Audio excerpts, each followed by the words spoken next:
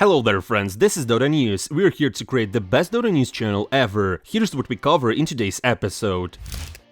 Tundra's new lineup completed. MidasMode is back. Best heroes according to Quinn, BB Dacha and DreamLeague qualifiers, and much more. Without further ado, let's get straight to it. Let's begin with something insiders provided us a long time ago, but not everyone believed it, and finally it happened. And the first is that Mind Control has joined Tundra. Congratulations to finally escaping from Nigma Galaxy. And the second part here is that Pure has officially moved to carry and also joined Tundra, but on loan for now. Prices are not disclosed yet, but I think they will be high enough. For example, some insiders say that the price for Pure is about $500,000. Can you believe it? And since Pure left BB team, they meanwhile signed the ex-offlaner of 9 pandas, Miero. And the opinions of analysts diverge. On one hand, Miero is a strong and flexible player, but it's impossible to call him a clear strengthening or weakening for BB team, because it's not yet known how they will play and there has been no official games yet. Also, there's still a question about BB's new strategy, because Miero is a player who doesn't really like to farm, he likes to fight and he's aggressive, while Pure was more like a second core or something, even considering GPK. And the BB's team manager Lukasha shared his opinion about the substitutions by saying, swapped a hipster for a hipster. In any case, we wish new Tundra and BB team squads the best of luck. Guys, what do you think about Tundra and BB team? Write your thoughts in the comments below. And you know what? Seb also shared his opinion on the new composition of Tundra. He greeted Thompson and wished him the best of luck. Seb also talked about the preparation of OG for the season. According to him, they're ready for all 200%, although they were not going to bootcamp. And he also talked about Whisper. He says there is no language barrier at the moment, but the Latin American offlaner sometimes is too shy to say something. Also, the legendary Frenchman said that Whisper is a very strong player who sometimes carries everyone else. And one of the main reasons for that is his vast hero pool, as he knows how to play some cheesy, non-standard, extraordinary signature heroes. Like, for example, offlane Rubik or offlane Puck, besides playing really well on his favorite heroes like Timbersaw or Mars. And finally, Sab shared his current dream, to play on LAN against Ame and Faith Bian together. And honestly, I'm in 100%, because I would really like to see OG shine again at LANs and playing against such strong players as Ame and Faith Bian. But probably the most interesting part here is how Tundra's new players greeted each other. Let's start with Mind Control. Now, I'm very happy with our communication. There are players of different nationalities in the squad, but the communication is good, which pleasantly surprises me. This makes it very easy for us to work, draft, and so on. And then Mind Control also mentioned Pure as a good strategist, saying that in the late stages of the game he is often the one who calls all the action. And speaking of Pure, he also shared his thoughts. It's really nice to play with a new team, so yeah, we try. We have to start from scratch, as it were. And you know what, guys? I'm really pleased that the new Tundra squad is so vocal inside the team, and outside the team also. Because with the TI winning squad, I didn't really feel that they're, like, too communicative. But it wasn't just the Tundra players who were communicative this week and shared some interesting comments about their game. Here, for example, Quinn shared why he always plays on Pangolier. He said that the first reason is that Pango is a good fit for the style of gladiators, and since they want to win first and foremost, Quinn always plays it. And the second reason is that he simply likes this hero very much, as he says, and if he doesn't get the hero he wants, he gets very angry and breaks items. I mean, surely he's not being serious, at least about the competitive games. Because, guys, don't forget that Quinn very often rages in pubs. And I really hope he won't tilt in GG this year. And also, Quinn shared his opinion on smurfs in solo matchmaking on one of his streams. I think about smurf situation. I think smurfing in solo queue is cringe and should not be allowed. I think there is one case that I sympathize with smurfers, is people who want to party queue. Because you can't party queue beyond a certain MMR mark, so if you want to, you're just now unable to because you're at a certain skill level. That, I think, is a little bit sucky, and ideally it would be different in some way. I don't know how it would be different, but ideally it would be different. But I do think if you're just a straight solo queue, or I think these Nightfalls, etc., should not be allowed to do this. It's just stupid. Yeah, I think that's really dumb. And all the Smurfs should be banned. Guys, what do you think about this Smurf situation? Write your thoughts in the comments below. But from the problems of our favorite game, we should move to something more positive. For example, there's a new record set in Dota for the highest average MMR in a match. The 10 pro players met in a tense fight with Yatoro, Malrin, DM, ATF, Skitter, Ghost and Snaking taking part. But unfortunately, such a clickbaiting game only lasted 26 minutes and ended with a score 8-29. And the Dire team, where Skitter and ATF played, won. Also, some good news for all-timers. SirActionSlacks has announced a new MidasMode tournament in the works. On his stream, Slacks said that he won't invite teams to the tournament, but only certain players. And the map will be divided into several zones with different effects, and the results of matches will affect the overall plot of the competition in the spirit of Game of Thrones and D&D. What the actual hell is that and how he's gonna implement that, I have no idea. But it sounds really fun. I just hope he's not trolling or joking, because it's not like April 1st and all that. Slacks plans to hold the tournament in April or July this year. Are you waiting for such a fun Dota tournament? I surely do. It's always fun to see Slacks doing something. And he also made a joke about pubs in Dota. He basically said, if you've played enough pubs, you stop believing in God, but you definitely know the devil exists. Oh man, I feel it. I feel it really well. And speaking about the tournaments, we have more information about the new participants of the Games of the Future in Kazan, Russia. The Chinese Big Four is completed. Extreme Gaming and Azure Ray are going to go there, as well as LGD and G2IG. It's not yet clear who else will be playing, but the strongest teams in China should show a high level of play. In addition, ESL announced the teams that received invitations to DreamLeague Season 22. And here we see Extreme Gaming, BB Team, Team Liquid and Gaming Gladiators. Also, don't forget the ongoing qualifiers for this tournament, where Team Spirit, Virtus.pro, Tundra, OG and many others are still playing. Now, let's move on to something else. Fancy a couple of tier lists? Jenkins prepared 2. This mad genius of Dota prepared 2 tier lists of best offlaners and position 4 supports. In his opinion, the strongest supports for position 4 are Nature's Prophet and Lion, while the worst in his opinion is Mirana, which I strongly disagree with, but okay, he explains it in his video. Next, Jenkins names the best offlaners of the current patch, and they're Primal Beast, Death Prophet, Abaddon and Beastmaster. And I really agree on this, because Death Prophet and Beastmaster and Abaddon are really cool. And they can grind MMR really fast and really easy, considering the current Shiva's Guard meta. And he also said that Sun King is now the worst offlaner you could ever imagine, because he was nerfed to the ground. Personally, I don't really understand why he ranked Darkseer or Legion Commander so low. I mean, Darkseer is really strong in my opinion, while Legion Commander is like mid. And guys, now what do you think about the best heroes on position 4 and position 3 of the current patch? Share your tier lists in the comments below, let's compare and talk about this.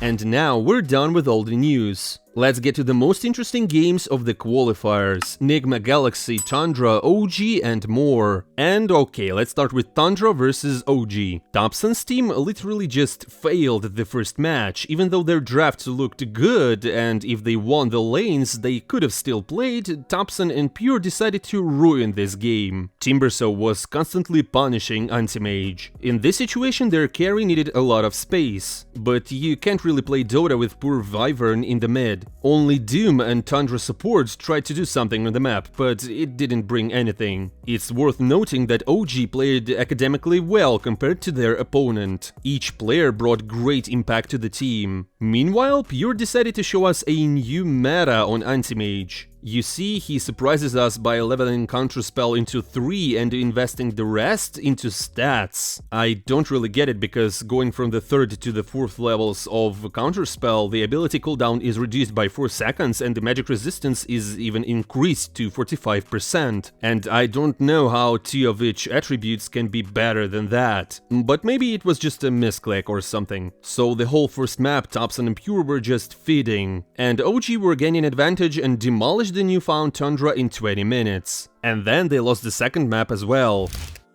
The next test for Tundra was Entity. Everyone put these teams as favorites of the qualifiers, but Faye decided that they would meet in the first matches of the lower bracket. This time, Topson's team showed themselves much better. Pure played perfectly on Ursa, and Topson executed Ember Spirit wonderfully. And that was basically the reason why they won, because I think Tundra's mid laner is better suited to play active heroes like Earth Spirit, Ember Spirit, Monkey King, and all that. Farming heroes are just not made for him. And you know what, honestly, Entity in turn looked weaker than the opponent. Tundra, already at 21 minutes, strangled opponents under tier 3 towers. With such a game, Radiant calmly takes the first map. On the second map, mid laners of both teams surprised us with unconventional heroes, so to say. No one got Meepo, on which in the pro scene he played like 4 years ago the last time, and Topson got Rubik. Even though the draft of Entity was much stronger on paper, the cores of Dire clearly got their shit together after the embarrassing loss to OG. With Alchemist, Tundra easily managed to demolish Entity in 26 minutes.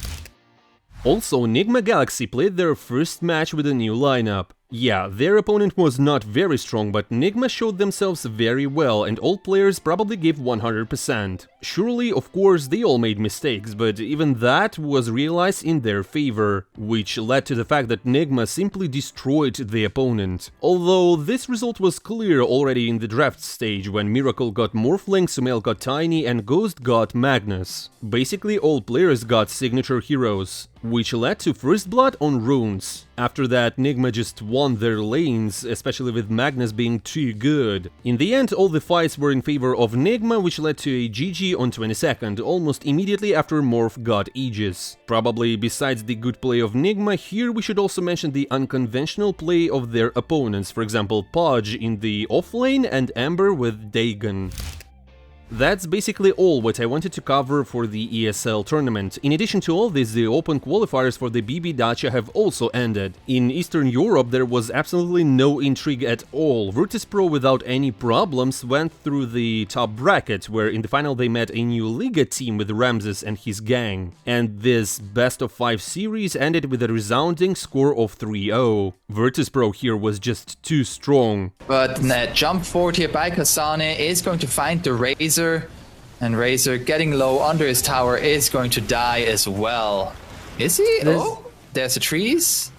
There's going to be the silence. Yeah, he's dead. It's going to come out eventually. Oh, no, not yet. Oh, does he survive? The juking? Nah, there's no way he survived. Holy moly, is he making it up onto the high ground? No way! No way! That's illegal! That is not allowed!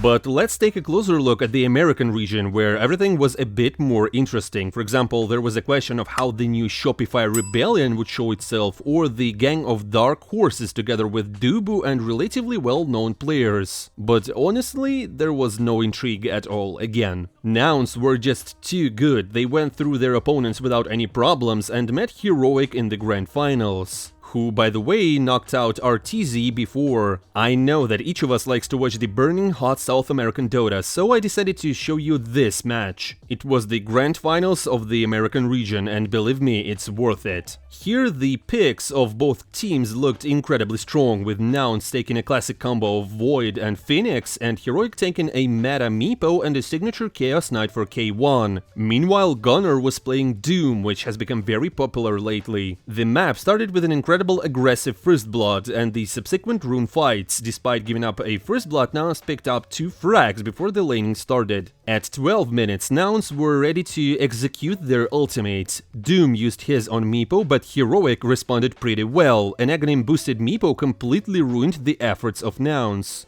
300 net worth on this guy. Mid lane, Analog needs to be careful. The Doom comes out, they catch him, but the Mega Meepo It just gets thrown right away. A massive bait as Yuma needs to hit a huge chrono, but he's dead! Oh my goodness, a disaster of a fight. The Phoenix trapped inside the arena walls. Oh boy. Heroic then snowballed the advantage, and by the 18th minute they led by 11k gold. Significant, isn't it? However, in that exact moment, Nouns found a great frag on Chaos Knight. Void placed a chrono and Doom was also used. Other side of the fight, K1. Does he get found? Pops a Phantasm. An immediate chrono out from Yuma. The Doom connects as well, so they will take down K1. 5 minutes later, same spot, same situation. A huge fight for Nouns. Oh, they see him. He just pops the Phantasm into the Chronosphere. They find the right one. Okay. Deja vu. Chaos Knight dying at the exact same spot. Potentially, no, he gets the BKB off. Can he die in time? He's safe. Sonic Wave comes through from Stormstormer. Will find the kill. Nice mana drain into the Sonic, or the big egg there as well. Gunner unable to finish them off as KJ will jump away, but you have a Meepo problem. He is split pushing on the other side of the map. Lelis, he gets a stun onto one. Can they get the heroes back in time? No, the Hex does not come through, and now they are in trouble. Doom speared out KJ with the help of Divine Llama to find the kill. It's going to be a slow one, but he will absolutely go down here. In 28 minutes, Meepo forces a high ground push, realizing that Peak of Radiant is getting stronger as time goes on. But here we see a great chrono, a supernova, and a Sonic Wave prolonging this game, building up intrigue.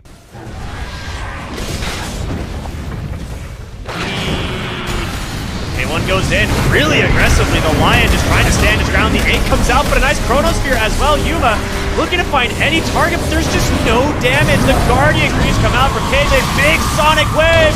Stormstormer's got to get it done. Analog constantly popping the digs here to try and keep this Meepo to safety. There's going to be the haste away, but Meepo is stuck pretty deep. He does get the main Meepo pretty far out of the base. 2 buybacks, the game continues. The Dire all are trying to finish, the Radiant on the contrary are fighting back, by all means available. The fight that decided the outcome of the game happened in the 37th minute. Stormer managed to react just before 3 opponents got him and pressed his BKB, after which his team turned it around and made 3 frags. A little bit careful here. Stormstormer needs to be careful. The BKB instantly going to come out from him as nice stun comes out. K1 needs to be careful. Sonic Wave out once again. A good swap out from Schofield, but in comes Yuma the Doom actually catching K1. Hold up, they're looking for Divine Llama as well.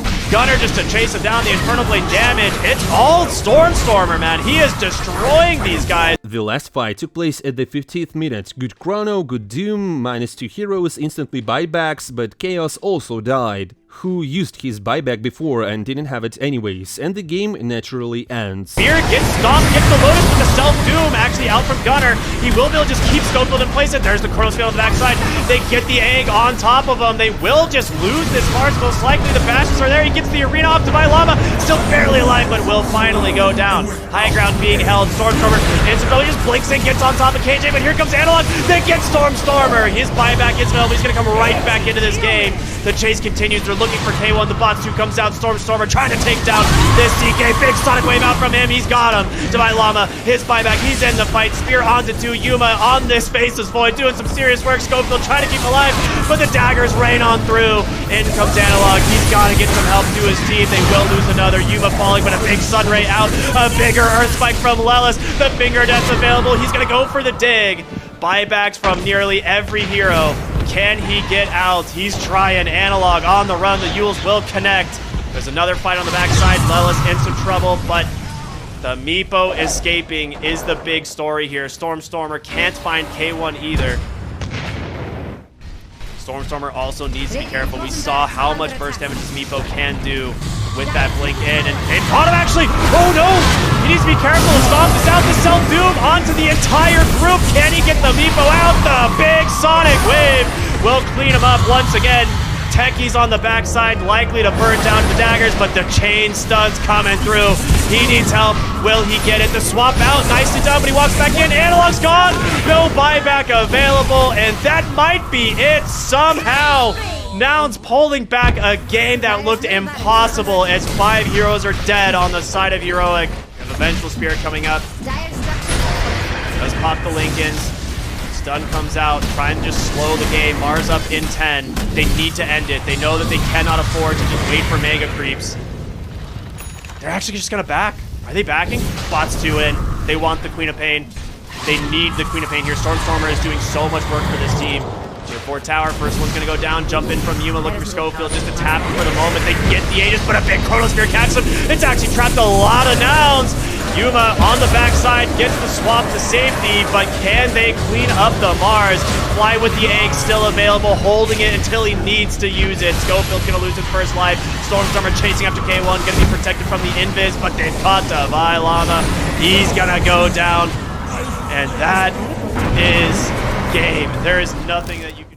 Now let's take a look at the last region for today, China and Southeast Asia. There were some really strong teams in the qualifiers, but I guess this was due to the merging of the two regions, which probably created such a huge competition. There were a lot of interesting matches, but even more interesting were the picks: offlane Naga, carry Beastmaster, position 4 Batrider, and a lot of other interesting characters. In a tight battle, Azure Ray took their ticket to Dubai, with which we can only congratulate them. And here I want to highlight a very interesting event. In the finals of the lower bracket, the players from IHC Sports lost a game in just 8 minutes. I repeat, 8 minutes. I don't really know if it was the competitive record, but it wasn't really a game, to call it so. Geek Fam just pushed through with 8 minutes and 41 seconds to take down the throne because their opponents were AFK. Why, might you ask? Because their power went off and they couldn't reconnect. Geek Fam used their pauses, but it didn't help.